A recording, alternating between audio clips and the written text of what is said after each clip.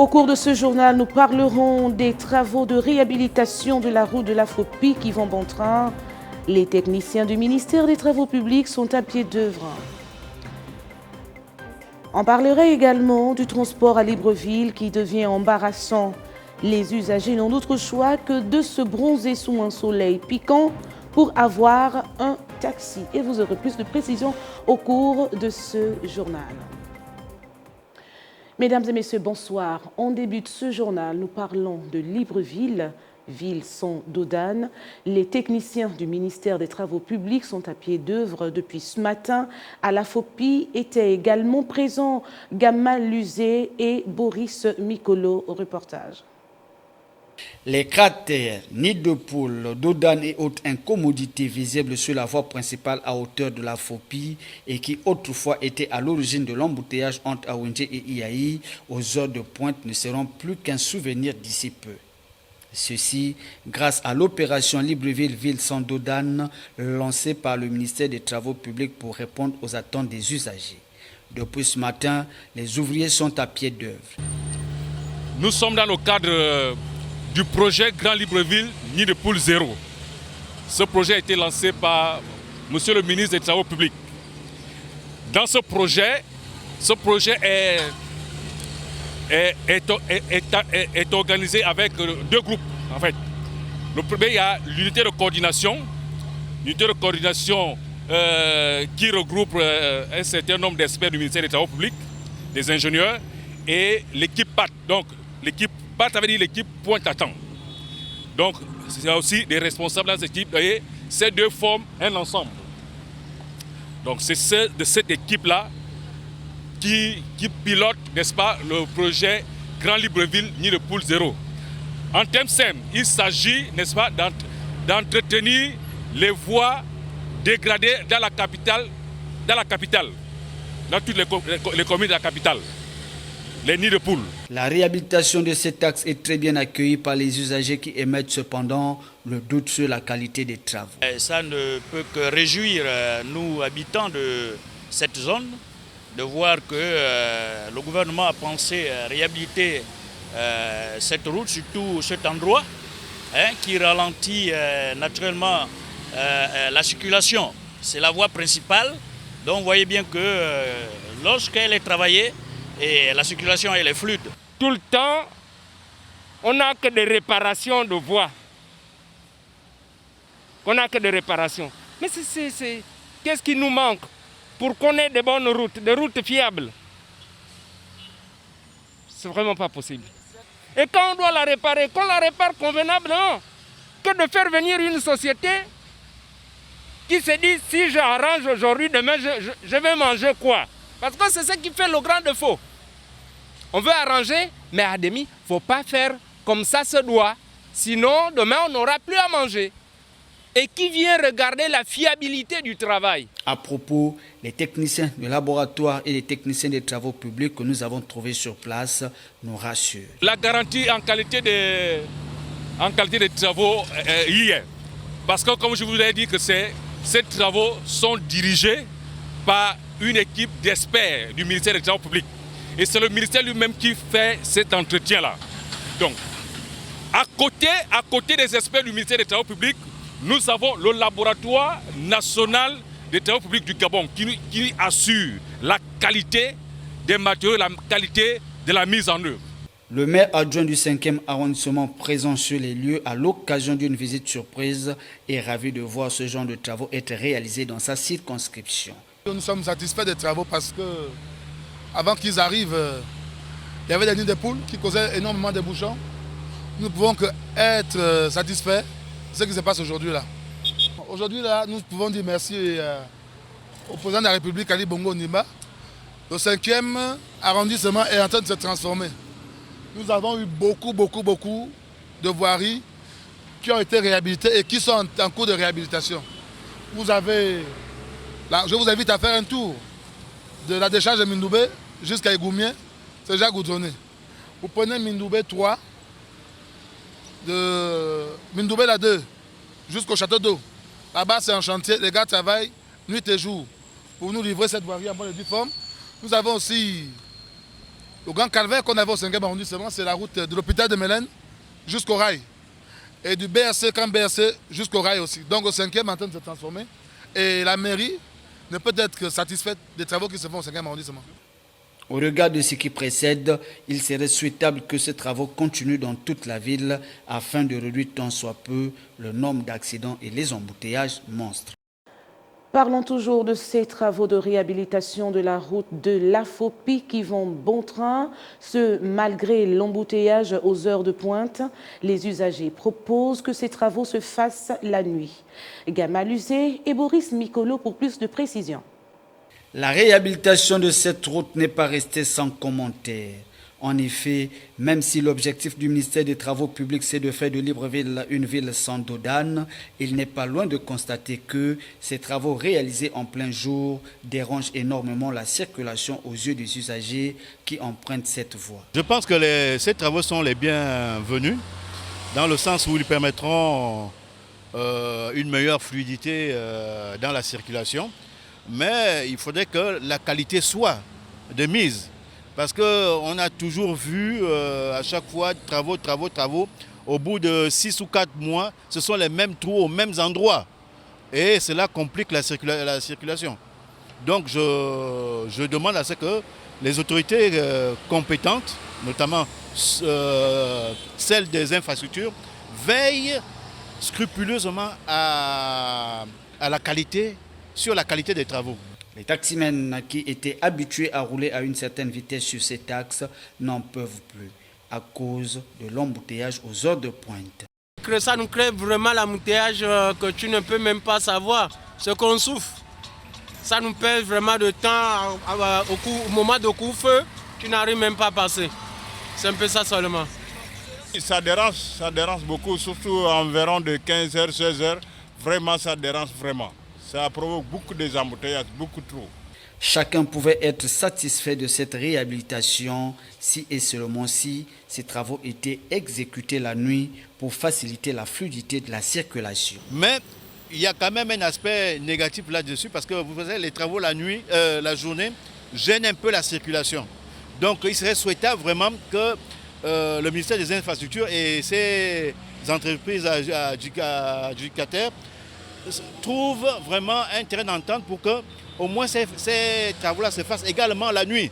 C'est vrai que le travail la nuit coûte cher, mais qu'ils trouvent au moins un terrain d'entente pour que la circulation ne soit pas tellement obstruée. Le travail peut se faire à 18h, au moins à 5h du matin. Il laisse le reste et nous libère, on passe tranquillement. Ouais, c'est un peu ça que nous l'on veut. Nous voulons bien qu'il y ait des travaux dans la surface, dans la ville de Libreville, mais par contre, ce qui nous dérange un peu, c'est le fait que les travaux ne sont pas faits dans des heures où on n'est pas en activité, vous voyez. Donc ça aurait été préférable que les travaux soient faits peut-être à partir de 21h, puisque déjà le confinement c'est à partir de 18h. Donc aux 22h, on peut commencer les travaux et puis là vraiment ça va nous arranger parce que ça dérange beaucoup, puisque nous n'avons pas suffisamment de temps pour travailler et vous voyez que ça cause vraiment ce problème-là. Donc je pense que tout le reste là sont du même avis que moi. Une initiative qui n'est pas passée sans conséquences, mais au-delà de toute mesure, il sied de constater que l'on ne peut faire les omelettes sans casser les œufs. Alors, aux usagers de comprendre que ce désagrément de quelques jours serait un mal nécessaire. Nous poursuivons ce journal pour parler du transport à Libreville qui est devenu une source d'inquiétude pour les populations. Ces usagers attendent plusieurs heures pour se procurer un taxi, une situation consécutive aux mesures restrictives sanitaires. C'est ce que nous dit d'ailleurs ce reportage. Les images sont de Floris Mapango. Le problème de transport à Libreville devient embarrassant pour les populations. À certaines heures de pointe, les taxis se font très rares car il faut attendre plusieurs minutes ou revoir le coût du transport à la hausse pour être admis dans un véhicule. Les Librevillois, qui n'ont d'autre choix que de se bronzer sous un soleil piquant pour attendre d'être transportés, déplorent cette situation en donnant les causes. Le problème du taxi est consécutif aux mesures barrières liées au Covid. Notamment le couvre-feu qui est maintenu à 18h aujourd'hui. Donc les gens sont obligés de partir de leur bureau, enfin de leur lieu de travail le plus tôt pour espérer avoir un taxi. Et c'est ce qui cause en fait les embouteillages. Au Gabon, il y a beaucoup d'argent, il y a beaucoup de chômeurs, il y a beaucoup de voitures. Et les routes sont peu. Et c'est normal. C'est pas normal. Aujourd'hui, on close de routes. On finit ça. C'est-à-dire que ça ne finit jamais les routes là même. Que ce soit à Port-Gentil, que ce soit à Libreville, que ce soit même dans les provinces. C'est-à-dire que les routes du Gabon ne sont jamais finies. Il y a toujours des bouchons partout. C'est pas normal. Et ils sont disant que le couvre-feu, c'est à 18 heures. On fait comment? Si tu restes sur le Vendo, on fait comment pour prendre le taxi? Les taxis, c'est maintenant cher. La mise à 500, 200, 300. Donc, c'est-à-dire que les taximans commandent maintenant le client. C'est pas normal. L'État doit voir ça. Depuis l'annonce des mesures restrictives sanitaires, le coût du transport dans toutes les zones a augmenté à Libreville. La rareté des véhicules à but commercial en cette période où la pandémie sévit aurait entraîné des conséquences, aussi bien chez les élèves que chez les travailleurs. Quand ils prennent leurs décisions, ils ne les mûrissent pas, parce qu'ils auraient pu d'abord prévoir le problème de transport avant d'instaurer le couvre-feu. Et c'est ça, c'est le mal que nous constatons aujourd'hui, partout. Et on demande aux gens d'être à l'heure, d'être ponctuels, d'être à l'heure au travail. Alors qu'il n'y a pas de moyens de transport. Même les transurbains qu'ils ont pris, ça fonctionne pas. Ça fonctionne, mais à certains endroits, ça ne passe pas.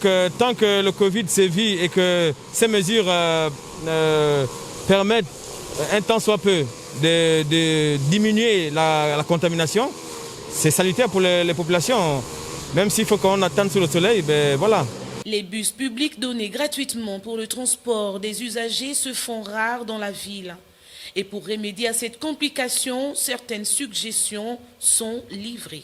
Pour remédier à la situation, c'est carrément repousser l'heure du couvre-feu, soit à 20h, pour permettre aux gens de rentrer sereinement chez eux. Voilà. Moi, personnellement, c'est la levée du couvre-feu, c'est tout. La seule solution, c'est la levée du couvre-feu. Il n'y a pas de... qu'on recommence ou qu'on reparte à zéro, comme on était avant. C'est mieux, c'est la meilleure. Le gouvernement actuel devrait revoir la question du coût de transport élevé ici et là, puis affecter dans toutes les zones les bus publics pour le transport à partir de 5h30 à 16h30, histoire de donner à tous la possibilité d'être à l'heure, soit à l'école pour les uns et au travail pour les autres. Voilà, pour sécuriser les enfants contre la pandémie de la Covid-19, les responsables du complexe 5 Cœurs de Marie ont pris des dispositions. C'est ce qu'ils nous disent d'ailleurs dans ce reportage. Les images sont de Floris Mapango. Depuis le 16 mars 2020, la vie quotidienne au Gabon a complètement changé avec les mesures restrictives sanitaires déclinées par le gouvernement. Ici, le complexe scolaire 5 Cœurs de Marie, situé dans l'enceinte de la cathédrale de Sainte-Marie, est au pas dans le respect total de ces mesures. Dès le matin, nous avons l'habitude de tester ou encore de prélever la température avec les thermoflash. Juste à l'entrée, il y a la fontaine. Les enfants lavent les mains. Et au portail, le gardien surveille tout ce qui rentre. Forcément, à partir de 5 ans, il faut avoir la bavette. Si tu n'as pas la bavette, tu ne rentres pas. À notre passage, les élèves ont tenu à rappeler à leurs semblables le respect des mesures sanitaires. Le coronavirus, c'est une maladie grave qui peut tuer beaucoup de monde. Et pour se protéger contre cette maladie, il faut respecter les mesures sanitaires. Il faut respecter les mesures barrières. Il faut tousser ou éternuer dans le coude, porter le masque, utiliser un mouchoir à usage unique et le jeter. Tous les enfants qui ne respectent pas les mesures barrières, ou bien vous serez attrapés par le corona. Mes amis, il faut porter le masque, respecter une distance de 1 mètre, équivalent de 2 grands pas entre toi et ton camarade. Se laver les mains régulièrement avec du savon ou du gel hydroalcoolique. Le directeur de la dite école n'a pas hésité de révéler quelques difficultés éprouvées avec les tout-petits. Pendant la récréation ou encore la pause, c'est là où nous avons vraiment des problèmes parce que c'est très difficile de respecter la distanciation avec les enfants, si bien qu'ils mangent ensemble, ils partagent tout ensemble, ils jouent ensemble. Nous avons vraiment des problèmes sur la distanciation. Mais malgré ça, nous faisons des efforts de leur rappeler les consignes ou encore les principes d'hygiène, de respecter le lavage de mains, la distanciation, le port des masques. En tout cas, dans l'ensemble, ça va. Mais parfois, nous nous retrouvons avec certains enfants qui viennent à l'école sans bavette. Nous avons une réserve de bavettes que nous donnons seulement à ceux qui en manquent. Donc sinon, dans l'ensemble, ça va. Ce n'est que dans l'éducation, l'encadrement et la discipline que les tout-petits pourront être épargnés de cette pandémie. Car il serait imprudent de la part des encadreurs de ne pas veiller à leurs faits et gestes. Nous terminons avec le micro-trottoir. Votre nounou devient la femme de la maison, madame. Quelle sera votre réaction? En tout cas, élément de réponse avec Floris Mapango. Je suis contre. Je ne suis pas d'accord. Je vais fâcher. Et puis, bon, Dieu fera le reste. Hein. Parce qu'il faut quand même parler. Et ce n'est pas normal qu'une nounou vienne chez moi m'arracher le mari. Bon, maintenant, la nounou aussi, elle arrache le mari dans quel contexte? Ça dépend aussi. Si moi, la femme de la maison, je ne suis pas présente pour mes enfants, pour mon époux, pour ma maison. Donc, elle va aussi jouer avec ça. Elle verra que je suis une mère de famille qui n'assume pas ses responsabilités d'épouse, de mère. Et elle va jouer avec ça. Elle va marcher le mari. Elle va mettre les critères pour me prendre le mari. Si je n'ai pas le temps de le préparer pour mon mari, et si elle prépare déjà pour mon mari, elle arrange mon lit, elle porte beaucoup d'amour et d'affection à mes enfants, c'est déjà ça. Donc moi je dis quand même que nous les mamans, les femmes, devons faire attention et porter plus d'intérêt et d'attention à la famille. Et puis donner aussi une distance à la nounou. Je dirais d'abord que ce n'est pas une bonne chose. Que la nounou devienne la femme de la maison. Mais si l'homme décide aussi de changer, enfin de prendre la nounou comme étant la femme de la maison, certainement que sa femme a dû déconner. Certainement que la femme a dû faire de mauvaises choses. Hein? Soit l'infidélité, surtout. Hein? Et l'homme s'est senti mal. Il a dû certainement se venger et dire, bon, mais écoutez, je vais faire, je vais prendre la nounou pour blesser la femme, hein, pour la blesser, pour on fait comprendre à quelqu'un, faire comprendre à la femme que ce que tu as fait, ce n'est pas bon. Donc voilà, je te rends la monnaie de la pièce. Non, la nounou reste la nounou, elle a une tâche bien définie à effectuer dans la maison. Si elle a appelée nounou, parce qu'on sait ce que la nounou doit faire, c'est-à-dire garder l'enfant, s'occuper de certaines choses de l'enfant, les habits, etc.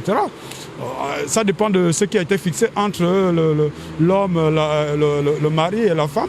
Qu'est-ce que je peux dire? Chacun est libre d'interpréter ça à sa manière, mais moi j'interprète ça dans ce sens qu'ils sont pervers, c'est tout. C'est un manque de respect vis-à-vis de leur épouse.